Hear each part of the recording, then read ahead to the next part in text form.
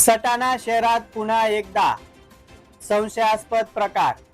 पंडित धर्माजी पाटील चौकात नारळ, अंडे, लिंबू, हळद, कुंकू आढळल्यानं खळबळ. सटाणा शहरात पुन्हा एकदा संशयास्पद प्रकार समोर आलाय. ताराबाद नाक्याजवळच्या पंडित धर्माजी पाटील चौकात नारळ, अंड, लिंबू, हळद आणि कुंकू आढळून आल्यानं परिसरामध्ये खळबळ उडाली. सकाळी नागरिकांच्या निदर्शनास हा प्रकार येताच परिसरात विविध चर्चांना उधाण आले. हा प्रकार नेमका कोणी आणि कोणत्या उद्देशाने केला याबाबत अनेक तर्कवितर्क लावले जात आहेत. परिसरात नागरिकांच्या मते हा प्रकार काल रात्रीच्या सुमारास घडला असावा.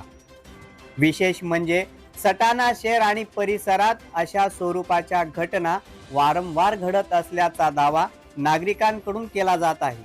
त्यामुळे हा केवळ कुणाचा खोडसाळपणा आहे की समाजात भीती आणि संभ्रम निर्माण करण्याचा प्रयत्न, असा प्रश्न उपस्थित केला जात आहे. सार्वजनिक ठिकाणी अशा प्रकारच्या वस्तू ठेवून नागरिकांमध्ये गैरसमज आणि अस्वस्थता निर्माण करणाऱ्यांचा शोध घेऊन त्यांच्यावर कठोर कारवाई करावी, अशी मागणी नागरिकांकडून होते आहे. या प्रकरणामागील सत्य काय हे संबंधित यंत्रणेच्या तपासातूनच स्पष्ट होणार आहे.